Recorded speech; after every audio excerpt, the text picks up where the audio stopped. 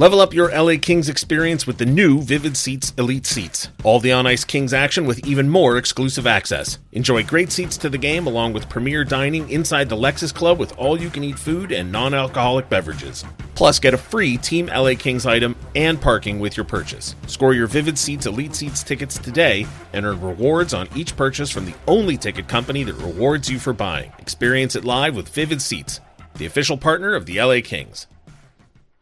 You're listening to an LA Kings podcast. For more episodes of this and every other Kings program, visit lakings.com/podcast. Harrison Franzen gets it over St. Mary's line for Woolley. Works and shoots, scores! You're listening to All the Kings Men, the official podcast of the LA Kings. Back down low, Easton Cowan looking to draw something up. To the point, Jared Woolley tries the wrist and he scores! Now, here's your host, Jesse Cohen. Welcome back, Kings fans. I am Jesse Cohen. This is All the Kings Men. We're continuing our series of acquisition evaluations. Today we're talking about the Kings' 6th round pick in the 2024 NHL Entry Draft. Selected 164th overall, defenseman Jared Woolley. Woolley played for the London Knights last season after being recalled from his Junior B team, the St. Thomas Stars, and I was able to speak to the Associate General Manager of the Knights, Rob Simpson. We're also joined, as we will be for every draft pick episode this season, by Mark Yannetti and Chris Peters. All of this is designed to give you the best possible view of Jared Woolley, not only as a defenseman, but also as a prospect for the LA Kings. We'll begin by talking about Woolley with the Associate General Manager of the London Knights, Rob Simpson. Joining me today, Associate GM of the London Knights, Rob Simpson. How are you doing today, Rob? Good. How are you doing? I'm excellent, thank you. I want to start off real quick with something that Mark Yannetti was telling us about when it comes to Jared Woolley, who we're here to talk about today, drafted in the 6th round by the LA Kings. He talked about the ascension of Jared Woolley into the OHL halfway through the season. Talked about the fact that the Kings were a little bit nervous when Jared went from I believe it's the GOJHL to the OHL, and he thought that would raise his profile. He was worried other teams would get a beat on him. What is, for those of fans in Southern California who maybe aren't familiar with how the OHL works, what is the process of moving a player up in the middle of a season? Well, we're lucky here in London. We have a real strong affiliation with our two Junior B clubs, which are, the St. Thomas Stars and London Nationals. So most times when we place a player, in either one of those clubs, we have an agreement between us and the Junior B club that at any point, if the player shows that he's capable to play in our league, or we decide that it's going to be best for our team or his development to move up, that we can take him in season. And it's a real strong advantage that we have. It's almost like it would be like if you think for an NHL team having their American League team, and they can bring guys up as needed, and they can bring a guy up for the season if they want. And it's kind of a similar setup there. We've had a long history of, placing players with those clubs and having success of those guys moving on. So what was it about Jared Woolley's game that caused him to get called up? Well, I think that as the season progressed, and, the year before he played U18, stepped into Junior B, I was producing at almost a point a game. He was playing on the power play. He was playing on the penalty kill, and showing that, he was already able to, at times, dominate that league and play very, very well there. We were in a situation where we were looking for a defenseman. We were going to go, hopefully on a long run, which we ended up doing and making it all the way to the Memorial Cup final. And we just looked at some of the options via trade, and they weren't, players that we felt were going to be any more impactful or different than Jared Woolley. So, he kind of played his way into that position. And, our plan originally was to keep him there in Junior B, but he played so well, and, he got some games with us over Christmas when Oliver Bonk was gone to the World Juniors, played well there and showcased that he could play in the league, and he was ready to. So, he really seized the opportunity that was ahead of him, so that we didn't have to go make a trade, and we could just promote a player from within. Mark Yannetti, very outspoken about how much respect he has for your organization, management, coaching, the Hunters, etc. How much contact do professional organizations have with your club when it comes to scouting some of these younger players? They reach out. They do their due diligence throughout the season as far as the background, what our thoughts are on the player, a lot of detail on what they're like off ice, mentality, makeup. They'll set up meetings with their players through us.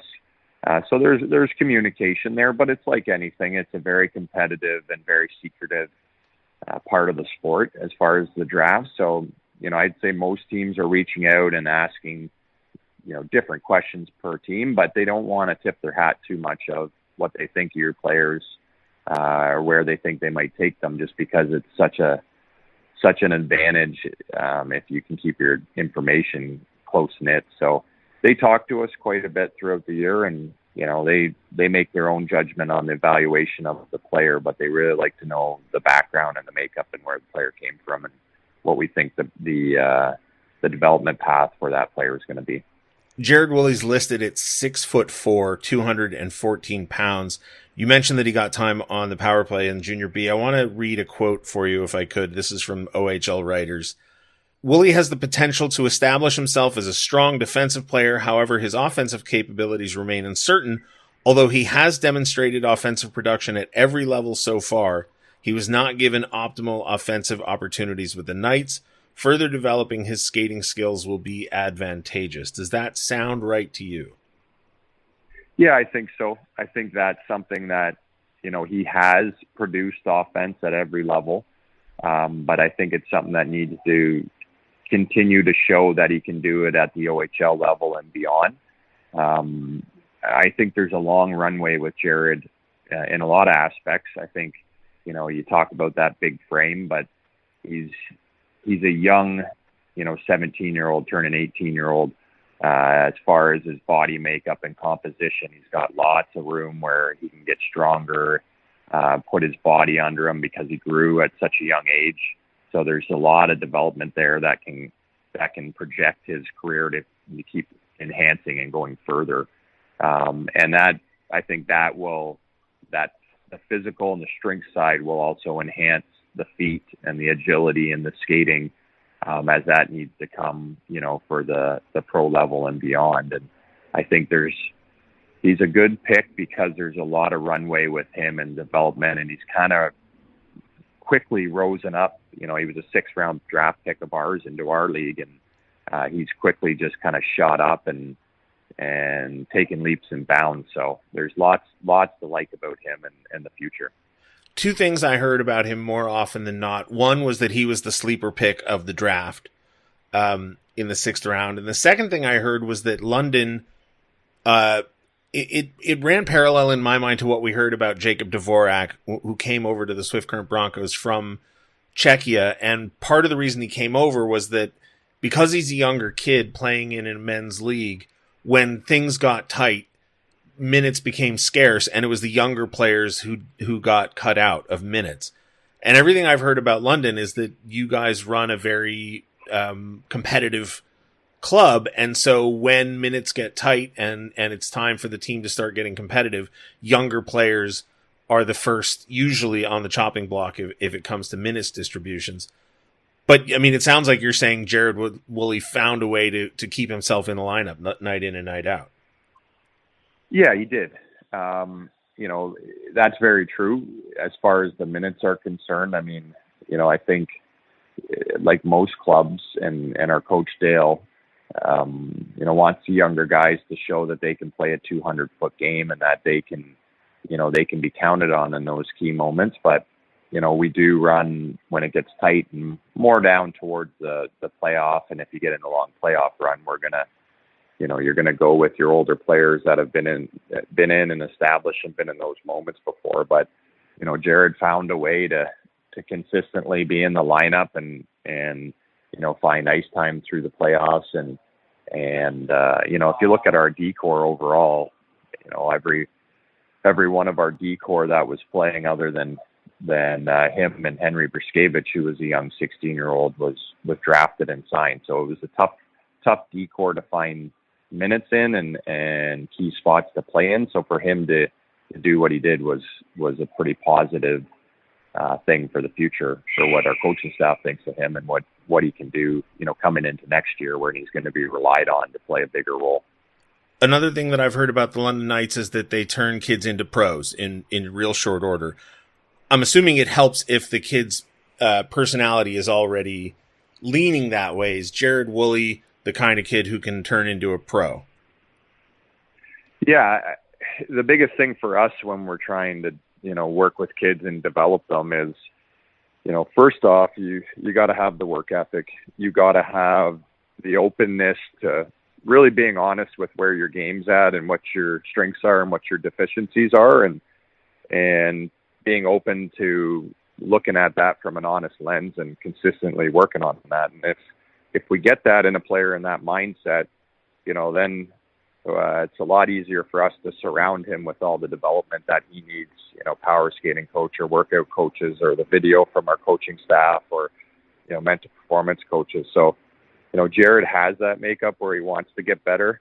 I would say when he came in at the start of this year, he was a little green to the training and the video and kind of what you need to do to be successful. So that's why he's taken some big steps, because he has that good attitude and wants to be a player. So, he can fast track that way. There's a lot of talk about modern NHL defensemen and how different they are from traditional.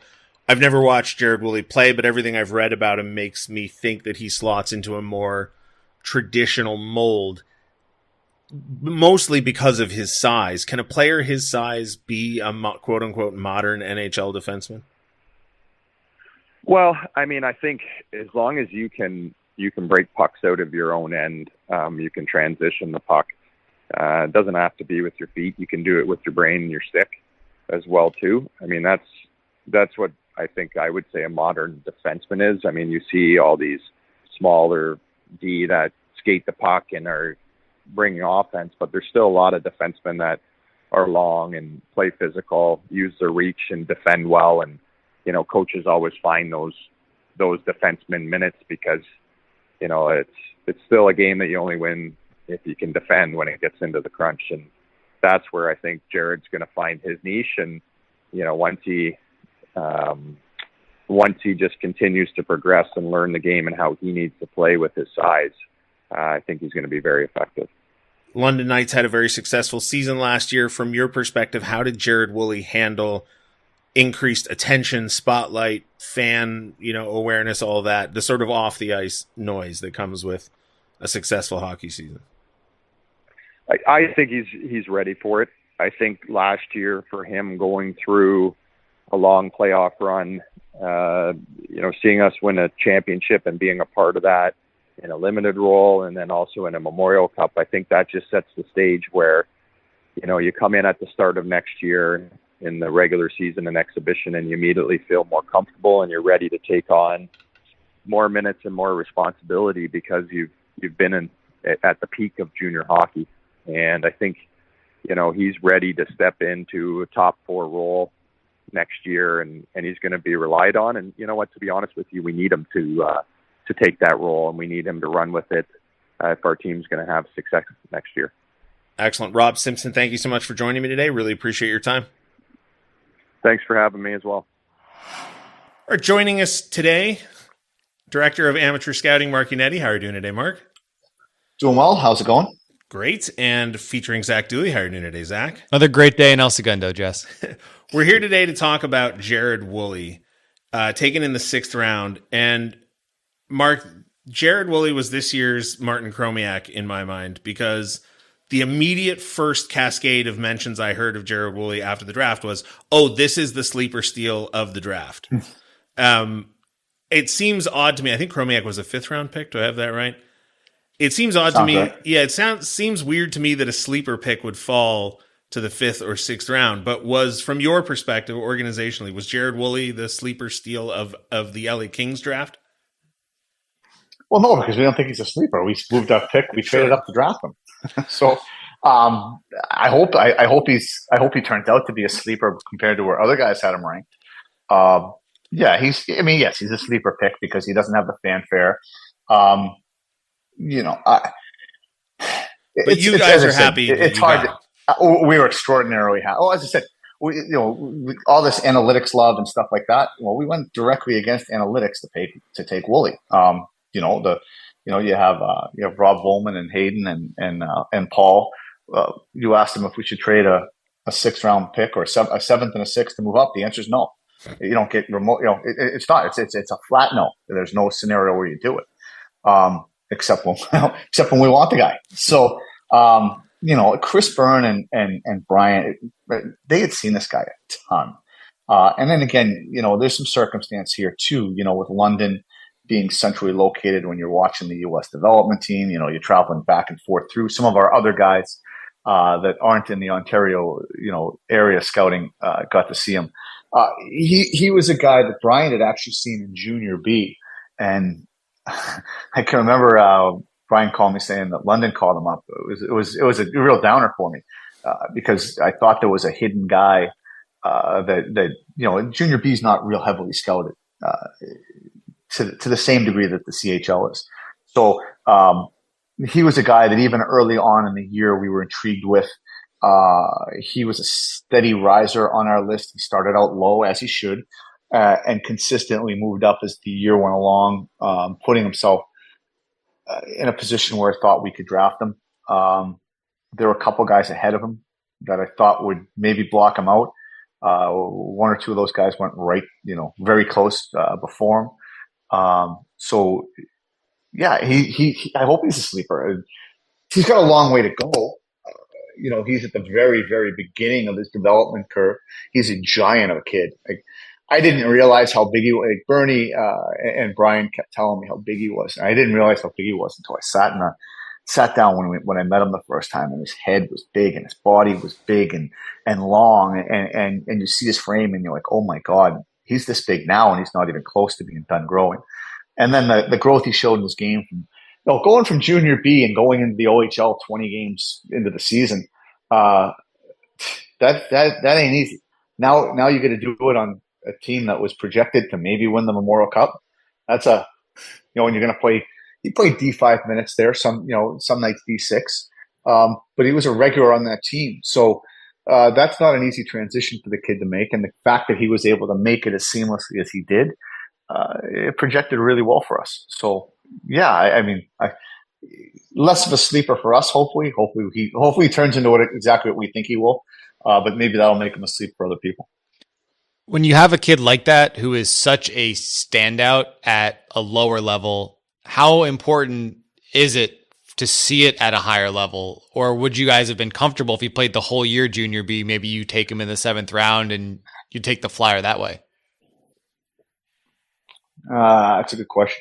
I don't know that he would have ended up quite as high on our list as he did by playing in London. But don't forget, there were some, in a lot of ways, playing in London helped him, right? Because you saw him be able to adapt quickly. And again, he went all the way to the Memorial Cup, which we hated, in terms of a draft position standpoint. And he was able to play effective defensive minutes and move the puck well against Saginaw. Against the higher level teams from other areas, and the OHL playoffs as well. So it gives you greater comfort in drafting him.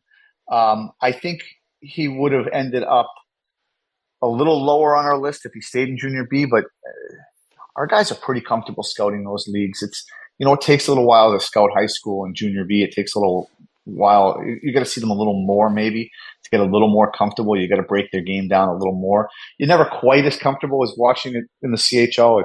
You're never quite as comfortable as watching it in higher levels. So it certainly had a factor in terms of comfort, and it did give him the ability to get up a little higher on our list. I think he would have still been in position for us to draft him had he not gone to London. But it's hard. As I said, it's hard to speculate. Does he get bored in Junior B by the end of the year?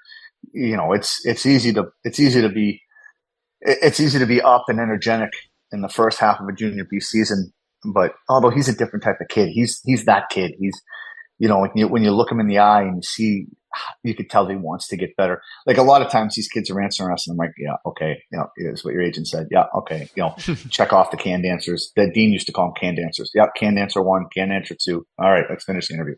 Like nothing like that from this kid. So maybe he would have been an exception and he would have been able to carry it through a whole junior B season.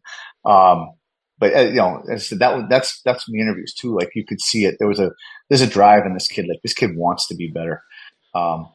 This kid doesn't want to be drafted in the 6th round, the 7th round, the 5th round, the 4th. This kid wants to be drafted in the third round, 2nd round. Like he believes in himself, and that kind of when Brian and Chris were talking about it, I saw it. I'm like, yeah, okay, yeah, I see it. I wasn't there until I met them, and then I saw what they were talking about. It clicked into places. Oh, this is why you guys have him where you have him. Then, as I said, that meeting him put everything into place for me, where I was able to see it through their lens, where I got it, but I wasn't quite on the Woolley train until later in the season.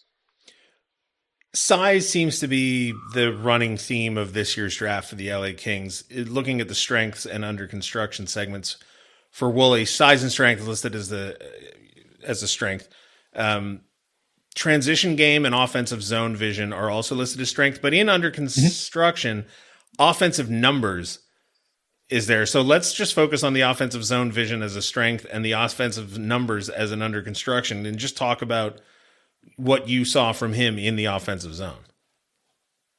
Well, as I said, if I take it out a little further, I thought transitionally he was excellent. It wasn't like a Manning or a Brady progression type sense, but it was a real quick hit sense. He moved the puck, he located the guys quickly, and he moved the puck really quickly. And I think it came off as simply sometimes until you start watching it closer and breaking it down, and then you realize how quickly he was making some of the reads, and you appreciate the sense-based element of his transition game. So then you start looking, because his numbers aren't great. But then you look, he's playing 5th and 16 minutes on London. Dale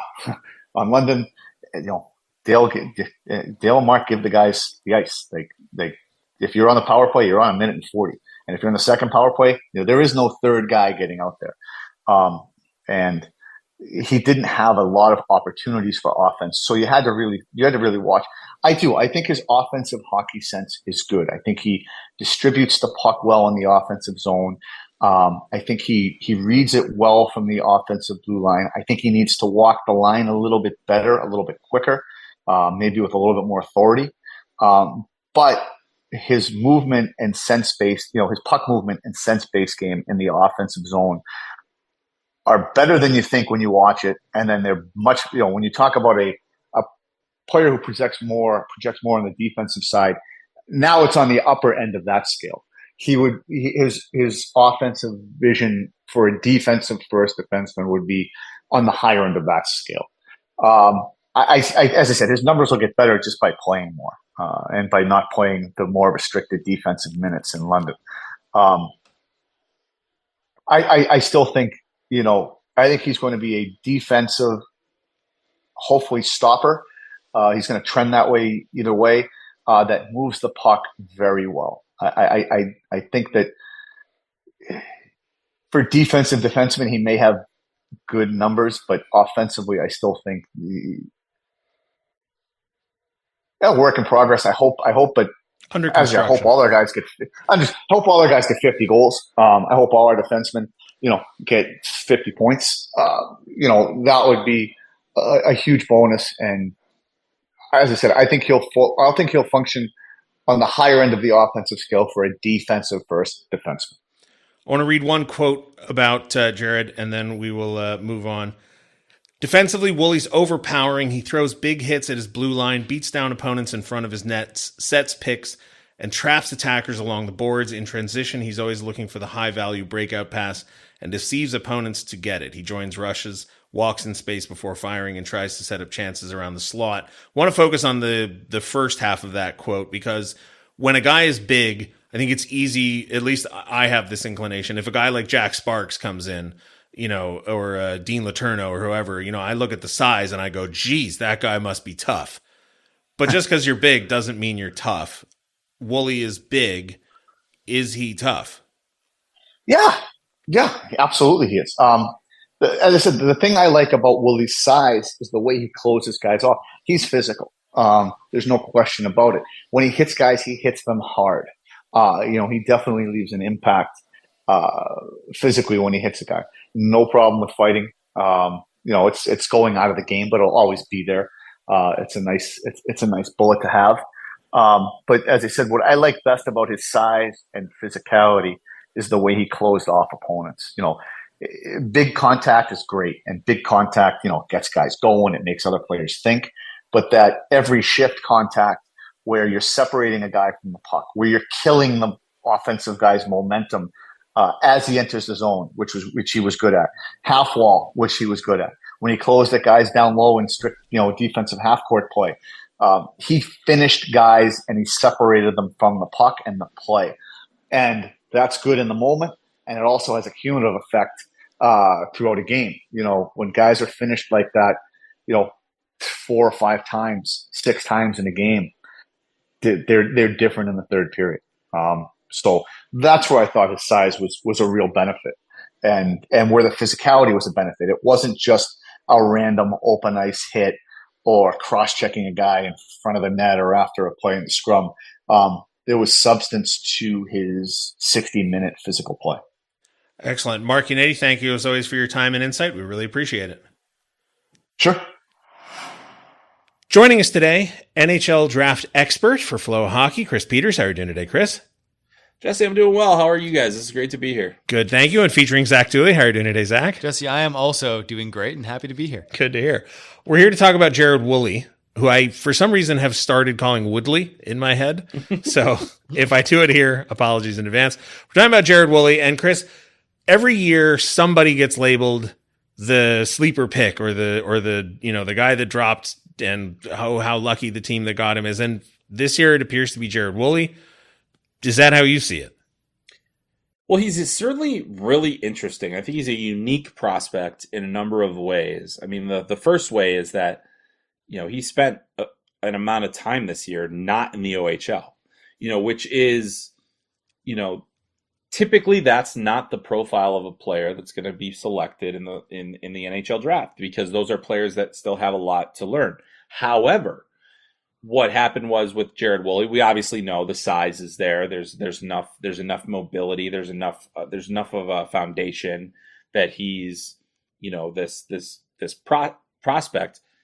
But he also played on one of the best junior teams in all of Canada, and was able to find a role and be part of a team that, and played in the playoffs and was able to, make an impact. And he's not a guy that's going to put up a lot of points. He, and I think as we've seen in the NHL, there have been and in this draft in particular, goalies aside, which goalies aside, this was a year where size mattered in the draft in a way that I felt like it just felt more prominent that way. Because I think a lot of teams have seen that, having bigger defensemen, having heavy forwards, having a physical team can help you win when it matters most. And here's a player that now played in high leverage situations and had to work his way onto that roster. Making the London Knights in any given year is a difficult thing to do, which is why he spent some time in junior A hockey this year.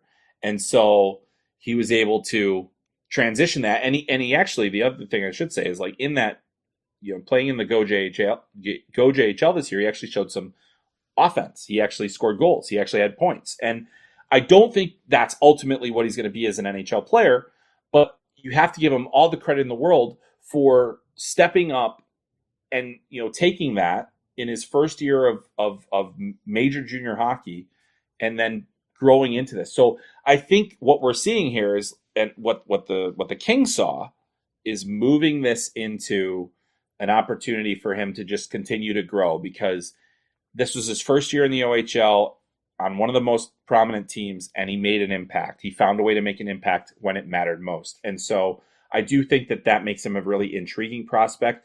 I don't know ultimately what he's going to grow into, because I think that the book is so far from being written on him in terms of what he's ultimately going to be. But I mean, that's a shot worth taking. And I think in a few years down the road, if the development goes well as he continues on this path, we're going to be like, oh, this is absolutely an opportunity, to get a player that's high end, and everyone kind of overlooked him because he didn't have that typical profile. The sense we got from the Kings was they actually were almost disappointed that he went to the OHL, because then they could have picked him in the 7th round and not had to use an earlier pick on him. But when you have a guy like that, who's just clearly so much better than all the other players in like a junior B league, how important do those viewings and those scouting reports become when he goes to the OHL? And not only is he going to the OHL, he's not going to play with Liam Greentree and Windsor on a team that's very bad. He's going to a team that expects to win the Memorial Cup every single year. Yeah, I mean, I honestly, that's the thing. I would have been very intrigued to see if they would have, would they have drafted him if he just played the entire season in the GoJ?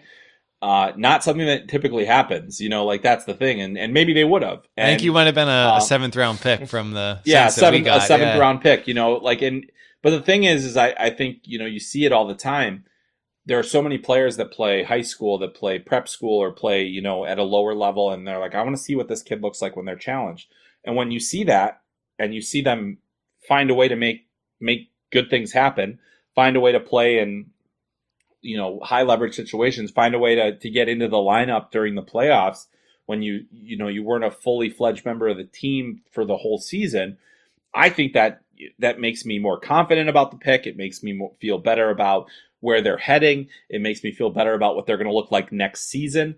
Because you look at to kind of put it in a way where, like, in the U.S. we have a lot of players that'll play Minnesota high school, but they'll sandwich their high school. They'll sandwich their high school season. The two pieces of bread are stints in the USHL. So they're the beginning of the season, they're in the USHL, and that gives me more comfort in saying, well, this player has a lot more of a lot more tools. So I think you feel a risk factor when you pick players from lower leagues, which is why I feel more confident about this pick, because he cracked a really tough roster to crack and stayed in the lineup and made an impact and showed value. So to me, it was a good thing. But yeah, I mean, in the end, it's not like they picked him in the 5th round or the 4th round. They picked him in the 6th round, which is still a range where the probability of an NHL player is very low.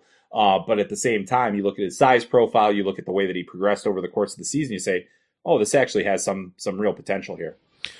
We talked in our conversation about Carter George. I mentioned that I tend to fall in love with one prospect a year for various different reasons. In 2019, it was Jordan Spence. And the reason was, every stage of his career, you could give me a list of reasons that he should have stopped at each, progressive step up in difficulty. And every time he stepped up, he didn't get stopped. In fact, he excelled, in fact, maybe even dominated, right? He was AHL Defenseman of the Year. He was QMJHL Defenseman of the Year. Like, he would come to a new league. Everybody would look at him and go, oh, well, he's too small. He's not strong enough, whatever. He doesn't speak the language. He's from another country, whatever. And then it didn't matter. Just knocking down challenge left, right, and center. And I thought, okay, that's a guy that's going to keep doing that. So I'm on board. Jared Woolley doesn't have as extensive a story as Jordan Spence does, but coming to the OHL, coming to the Knights, I talked to the associate GM of the Knights. We know about the Hunters. We know about the way that they run their organization, the professionalism, the excellence that they demand. For Woolley to come up, get an opportunity, not just make good on the opportunity, but seize the opportunity, craft a spot for himself on a Memorial Cup contending team. How much evidence do we have that could be a pattern? I mean, I don't know enough about high school hockey at the level that he played at. I played for Trinity College School. I have no idea how good a team that is. I don't know how good the Quint Red Devils under 16 AAA team are. Yeah, I mean, I think it's hard. It's definitely hard to pinpoint, because he comes in and going from U18 hockey to the jump from U18 hockey to junior hockey, regardless of where you play, is a big jump. It's difficult. And he's making it a year later than most NHL track OHL players do, because a lot of them are coming in at 16.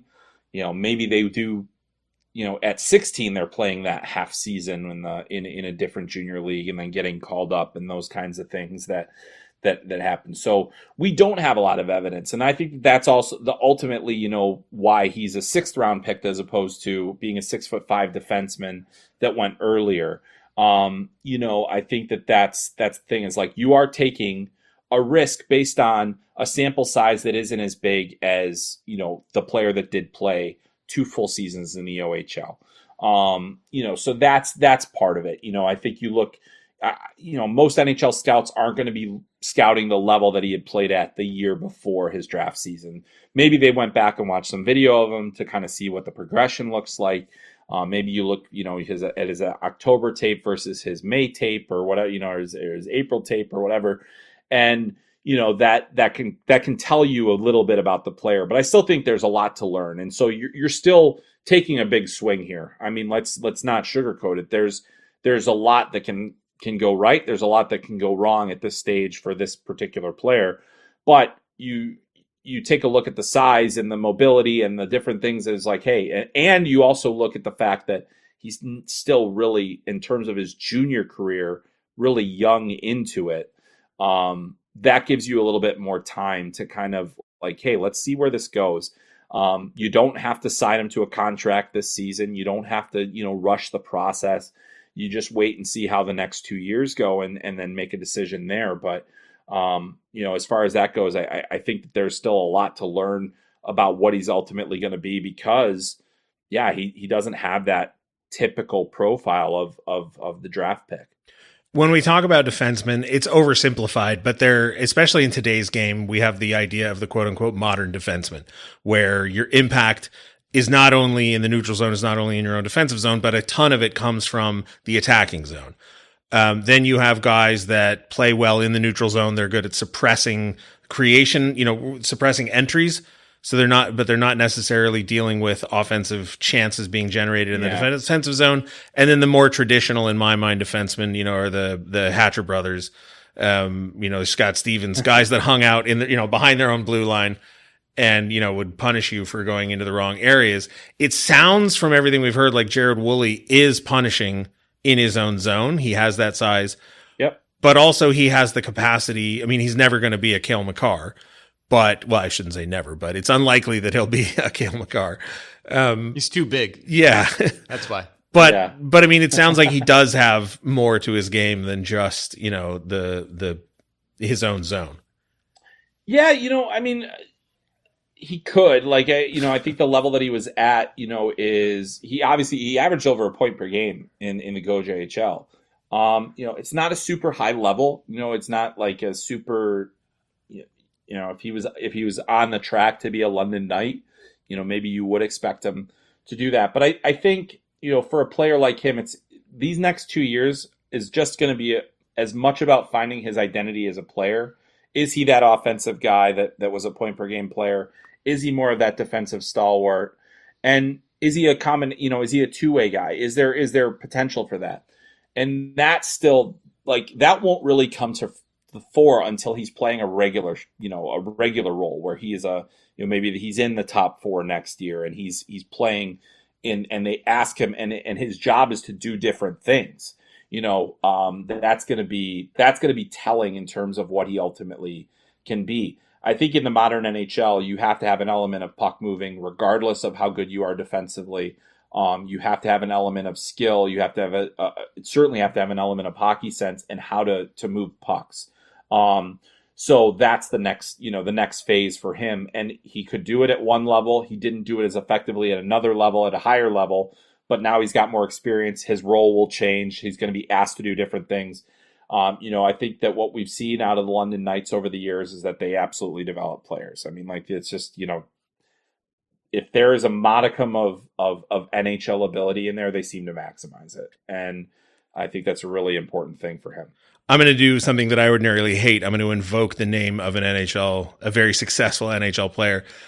Willie Mitchell drafted 199th overall in the no longer existent 8th round of the 1996 NHL Entry Draft. I think his career high in points was 23. He had 24 for the LA Kings in 11-12. not a high point producer. 5 goals a season, I think, was the most. And yet, when he was here with LA, I always thought his offense was wildly underrated. Even though he never expected to put up points, he could play the point, and contribute to the offensive attack, even if he wasn't getting those points. I don't know, just throwing it out there. Yeah, I mean, and that's the thing is, like, I think every single defenseman that's a bottom pairing defenseman in the NHL is a much better puck mover than anybody would ever know. Yeah. And that's the thing is, like, if you can't do it at the junior level, like, you aren't making it. Like, it just isn't going to happen. Like, that's the thing. And it's not that you have to point up. It's just that you have to be able to prove that you can move pucks up and you can advance pucks. Yep. Like, that's ultimately what it comes down to. I think that was exactly what Mark Yannetti said. Was he's not his puck moving is just not what you think of as a puck mover. Like, he can get it up the ice. Yep. He can get it to the winger, to the center. But he's not going to make an incisive pass from the left point to the right circle for a 1T, right? Yeah. Like, he's and I say all the time too that the offensive capabilities of a defenseman are very much contributing to their ability to defend, because the defend is not just without the puck. The defend is get the puck away from your net, and that is and doing that requires skating and puck moving. And so that's the thing. If he can make those 5-foot passes and he makes them perfectly every time, that's good enough. Like, that can do it. That can help you. You don't have to stretch the ice all the time. So I like that it's good to know that Yank and I are on the same page for that one there. So good. All right. Well, we appreciate you joining us again, Chris. Thanks for your time. Hey, my pleasure, guys. Thanks.